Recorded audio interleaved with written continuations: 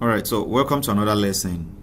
I believe you are progressing well in the course of the lesson, and you've really learned a lot. All right, so in this lesson, we'll look at Moodle Administration Controls.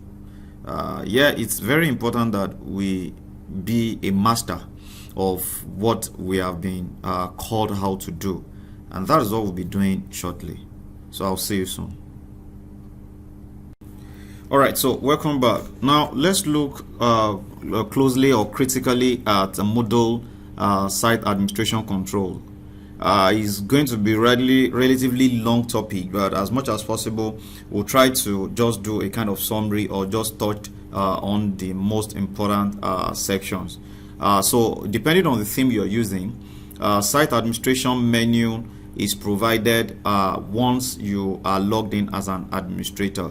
Now, how do you know if you're an administrator? Now, during the setting up of the Moodle LMS, you'll discover that one of the most important steps is after the installation, you'll be required to create an account. Now, that account is the admin user account, and it is very important. In fact, it is the account that is an account that must exist on the system before you can even complete the installation of Moodle. So that said, we are logged into an administrator's account now, and that is why we can see site administration. So if you logged in with a normal account, maybe a guest account, a student account, you will likely not see site administration. Another important point is that depending on the theme that you're using, site administration may be to the left, to the right, at the top of the menu, or what have you. But the most important thing is that you will have that role for you to be able to administer or do some major changes in terms of configuration or setting some parameters on the website, on the LMS platform. So quickly we go to site administration.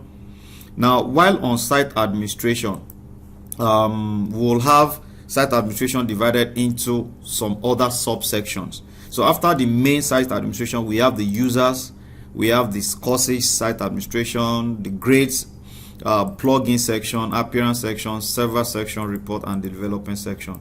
Now, all these sections are loaded with information, with settings, and it's recommended that since you are going to be the administrator of the site, it is good that you go through each of the settings. Some of them are core technical settings that you may really not get a hold of immediately, but you're free to go to Google and read more about them. Now, Google has a very rich documentation on the moodle.org website that you can always go there to search for whatever material or section of Moodle that you require further information on, depending, even irrespective of the version of Moodle that you are using. So especially some versions that are still within support, you'll be able to get more information on that. So on the landing page of the site administration, you are greeted with the notification, registration, the basic of the first major settings there. Now, Dr. Additional mentioned, he gave us a statistics of users currently using Moodle, and we are also supposed to be part of users of Moodle. So if you want to actually add to that statistics, just go to the registration link here, and then you can you will be able to have access to a registration form here, where you will just register your site. So right there, you register your site and all that. So that is just about that setting over there. Then another important setting that we want to look at quickly is all other settings here. They are peculiar to whatever stuff that they're supposed to do. The analytics is responsible for gathering information, the usage statistics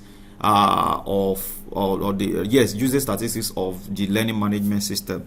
The analytics model and all that can be set right there, just in case you have specific models that you want to actually use in collecting the data. So some of them are just core technical that are probably not too necessary. Badges allows you to set or maybe award something similar to a certificate, like a badge. to someone who has completed a course on your learning management system. H5P is another kind of content that I think from a particular version of Moodle, maybe 3 point something, they are now built into Moodle. They are available as plugins for you to go to the Moodle plugins directory to download and install on your Moodle site if you need them. But starting from a particular version of Moodle, they now allow the H5P directly being integrated with the Moodle LMS. And it allows you to create very rich content, interactive multimedia content that can be available both online and offline. So it's a new kind of territory, and is a new course on its own that we may not be able to dwell into that right now. All right, so another major thing that you need to look out for is the language settings, especially if you want to run something similar to what Dr. Adesina described, like a multilingual website, a website with multiple languages. It could be bilingual, having just 2 languages, or if you want to add some other translations in other languages. That is if you want your Moodle LMS to be available in all those languages. So you will need to go to the language settings section to set the specifics about the language or languages, the default language and the likes, if you want the language to show at the menu and all that. Basic things that you need to get yourself familiar with. Now, another major important setting that I think I should mention is the language customization. All right, so everything that Moodle is displaying here, one of the things in the anatomy of the coding structure of Moodle is that it allows information that are displayed site-wide on the site to be available in strings. All right, so the language customization allows you to be able to define your own custom string. For example, at the login page of Moodle here, you have username here, or maybe you have something like forgotten your username or password. This is a string from the core Moodle theme or the core Moodle platform. So if you want to change this forgotten your username or password, maybe you want to change it to something like looking for something, you can actually do that here. Or maybe you want to change username to something like matriculation number or to something like staff ID. You just be able to just do that by just going to the language customization to be able to do that. So how to do that, I will try to show that in another video. All right, so messaging section gives you an idea or maybe an overview of how messages are sent or are received, how you want them in on you when people are using your learning management system. Another major important setting here is the site security setting. In fact, before you do anything on your Moodle learning management system, before you start creating courses, before you start inviting users for registration, these are some of the things that you must have done before you open your site up to public for them to come and start having access to. It is very important. So let's go to the site security settings. Now, on the site security settings page, you have an option already checked there to protect usernames. Yes, it is important that you don't allow guests, maybe when they are using the forgot password feature, if you don't check this, Moodle will tend to suggest usernames for them, and which is not really too good. What if it suggests your administrator name and then they are able to log in and log out everybody out of the site? So it is a very good setting that you need to just leave as it is. Then the second section here, the second setting here is forcing user to log in. Now, this particular settings might be very useful if you don't want any student or any user, any members of the public to have access to your content, to your courses without logging in. So they will not even be able to see any overview of any courses that you have available on your website, on your Moodle learning management system, unless they are logged in. So you might have situations or scenarios that will warrant that, and you can just come here. So by checking this option, it means that before anybody can do anything on your learning management system, they must be registered users. They must log in. But if you want to have a website or a learning management system where you give people teasers of what do you have on your learning management system, what are the courses available, what do you want to teach them, how much does it take, or are you going to whatever, like specific information about the course or the platform itself, you don't need to actually enable that setting. So it's not going to be worth enabling if that is the kind of scenario that you want. So the other settings there, first user, of course, you don't want any members of the police just come to your website and start browsing for the list of users and start checking the profiles unless they are also registered members. Another thing here is if you want your Moodle site to be enabled to be available to search engines. So if you want that, you want people to be able to search for your website, your LMS on the internet, and it's a very good setting for you to do that. And you can allow indexing by search engines except when logged. So if this setting is checked, then it is a good option to leave it at except login and sign up pages. So you don't want Google to search or to index your login your sign up section, just in case you have some specific information relating to your platform that you don't want Google to index there. Now the other one here is talking about feasible roles. So these are the roles that when users are enrolling, when during enrollment, these are the roles that are actually visible that users can be assigned to. So if you want to be able to assign more roles, you can actually add more here. As a matter of fact, you can also create some other roles that are not available in the Moodle LMS right now. Now, this setting is very important, the maximum uploaded file size. By default, when you come here for the first time, you are likely going to see the site upload limit. Now, this site upload limit is actually a setting from the PHP configuration file. So the PHP scripting language has a configuration file, the php.ini file. Now that configuration file is what determines how PHP behaves on a server. So, and one of the major settings there is the maximum uploaded file size. So you want to actually reduce that, because if a user is trying to upload a file that whose sizes are more or bigger than what you have enabled, your system is going to shut them out. It will not allow them to be able to upload such files.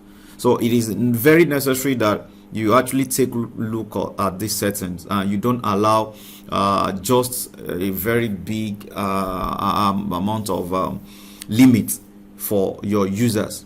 So what that means is that when you allow users to upload to your website, maybe give them, depending on the storage capacity of your LMS, it can actually get you into trouble regarding storage. So if you just leave it open-ended, or you leave it to the file, the system default, the PHP default, it should be around 64 or 128 MB. That is huge. And if 10 users upload a 128 MB file, your storage is already counting. So it's a good way to probably just reduce it. We have a policy that allows only 2 MB of size or file size. So if your file is going to be more than 2 MB and you must bring it to the LMS, you need to take it to your Google Drive. Then bring the link from the Google Drive to the LMS. That way, the storage of the learning management system is not impacted in any way. So I'm going to recommend 2 MB, but also I said depending on your storage capacity. If you have thousands of terabytes to play around with, and for development purpose or for testing purpose, you're free to allow whatever works for you. Allowing embed and object tags. Here it's actually a security measure that you must also pay attention to. Don't enable it. If you enable it, it means some Flash document, some scripts tags can actually be written, and that can actually inject virus into your database, and that can actually corrupt them.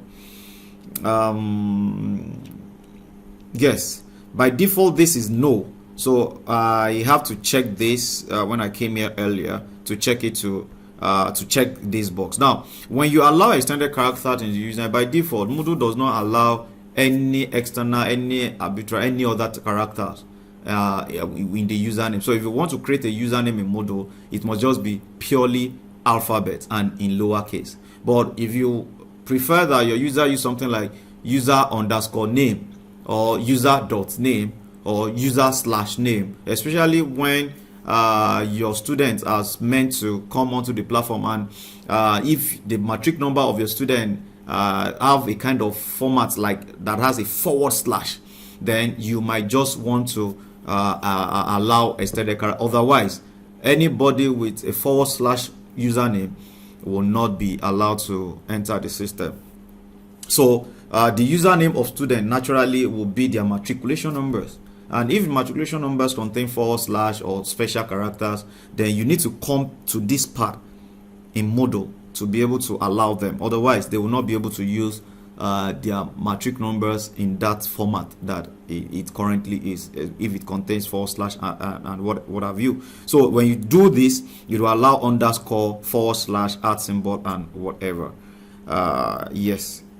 So another important thing here, you can leave the default as it is, and then another major important part is the password length. So users will always forget their passwords, that's natural, and then you just want to minimize the way you have to, of course, that is why learner support is necessary. So you have to minimize the way at which they keep coming back to you that my password is not working, it's not taking my password. Now, so by default, the default here, the default password length in Moodle is 8 characters, which means that if the password is not up to 8 characters, Moodle is not going to allow such password to be saved on the system. So I like to change it to something like 6, and then even though Moodle has set the password length to be 8, Moodle will still want to check how many number of digits. Minimum should be 1, lowercase letter should be 1, uppercase letter should be 1, then non-alphanumeric character like symbols, like @ symbols, hash, dollar,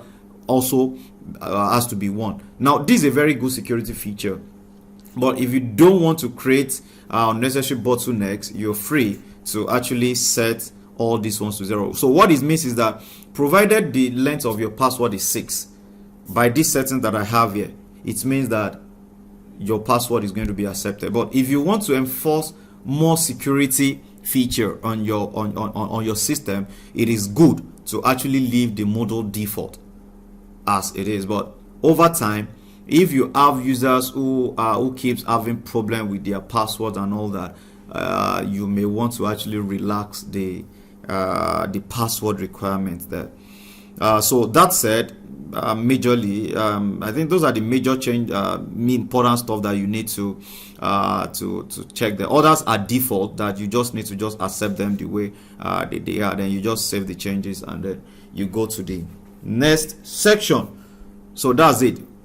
We have saved our changes. So let's go to the other part of the site administration that we want to look at. So the other part that we want to look at is the front page setting. So assuming you were setting up your your learning management system on Moodle, and then you probably forgot or you entered a wrong site name, or yes, LMS. You know, when you are creating the account, when you are setting it up, it is a section where it asks you for the site name. So this is a part, if you forgot to do that or you enter something that you don't like, you can always come back here and change the name of the site, the full site name, as well as the short name. The short name is already the one showing at the top here, so you can actually come here and actually change it to something that you like. Other settings here are what users see on the front page when they are not logged in, and what they see when they are logged in. So these are places where you get to control some of those things. How many number of announcements are displayed, how many number of courses, what is the role of user, all these ones can actually be changed to your satisfaction. You can actually pick it. You can do the settings anyhow you want, but it's good to just ensure that you set a very good readable site name and site short name. So let's go back to site administration to see some more settings. Yes, the other part here is the mobile app. Yeah, mobile settings. So if you have if you must allow students to actually use the Moodle mobile app, then it is good to, you just have to enable access to your API. You need to enable what we call web services. Yes, they will ask you to, Moodle will ask you to enable web services for mobile device. So if this is not checked, then when students or when users download the Moodle app on either iOS or Google Play Store, they will not be able to connect to your website. It's not really compulsory though, but if you must actually have users to use the Moodle mobile app, then you need that enabled. Moodle Net is a social media platform that is open, and then it allows for users. It is open and it allows for users collaboration, educators alike. So you might just be able to make use of that. Now let's go to the user section. So on the user section, majorly you have the list of users from the browse list of users page, and then you can set the default preferences for all the users that will be on your platform, especially the email. What kind of email would they be having? You can actually do that. That is very good for the forum settings, so you can actually set that. Then another important part of that settings there, if you want to upload users, you can actually click on the upload user to upload multiple. So there's a template here that you can download, the example.csv. You can download it and put in your files there, and you will be able to upload as many thousands of users at a time to your Moodle LMS platform. Then the user profile feeds, apart from the major the fields that come with Moodle, you might want to ask for some specific information like college, faculty, specialization, matric number, and date of birth. No, I don't know, maybe date of birth. Okay, date of birth and title.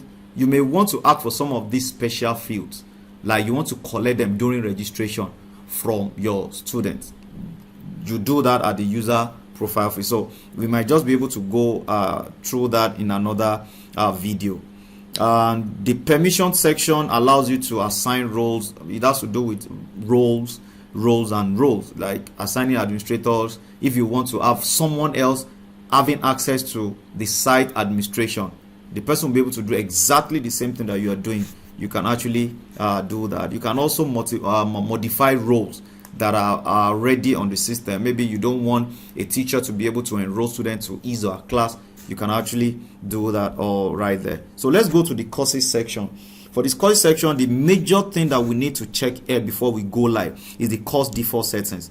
So on the course default settings page, we want to check the format. Now, whatever format you check here is what will be available when you create a new course. So when you create a new course, this is going to be applicable. So the topic format is what has been picked there. It means the topic format it will be when you create a new course. One major part here, yes, completion tracking is already set on, and you still have opportunity of setting your upload limit here across all courses.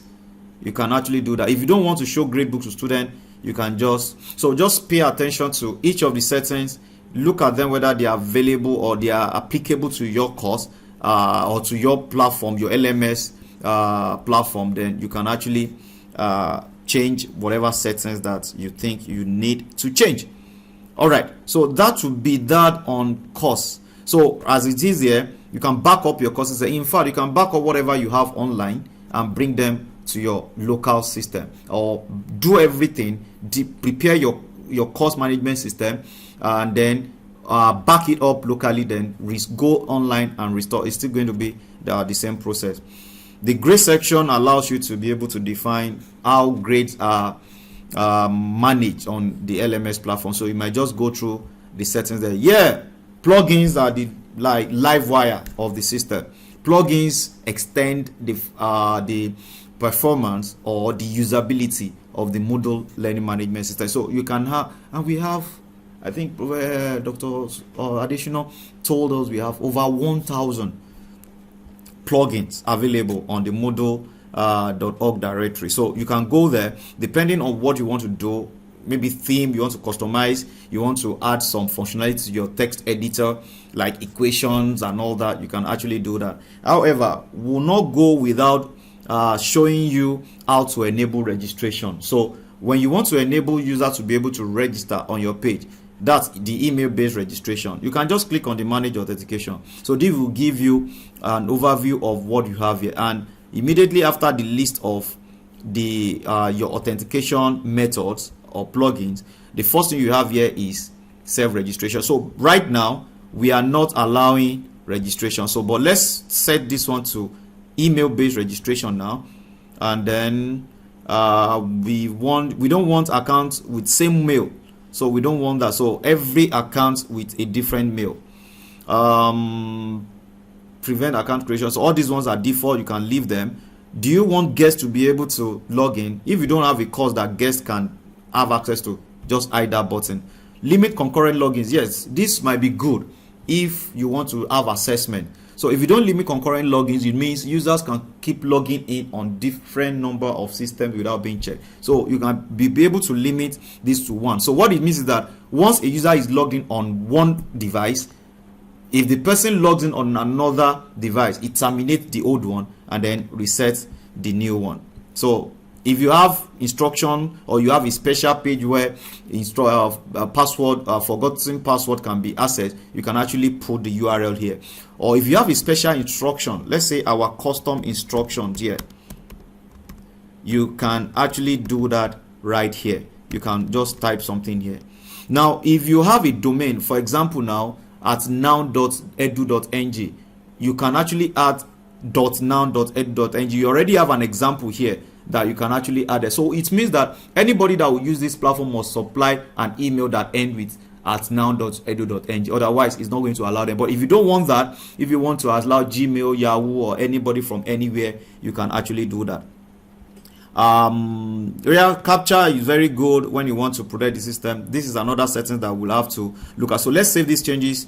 Let's look at what we have here, and then let's refresh. So now we have our custom instruction here, and now we can create a new account. When you click on create a new account, the form to create a new account is displayed. So let's go back to our course administration page as we go through this. So the other part here is the appearance. This is where we talk about themes, so we dwell more on this later. The server part tells us the system, the server with the information about the services on the server. So this might be another part that we also need to look at later. Reports on the LMS, how people are accessing their platform, the questions that have been created, how many types of MCQ questions. You can actually have access to that here.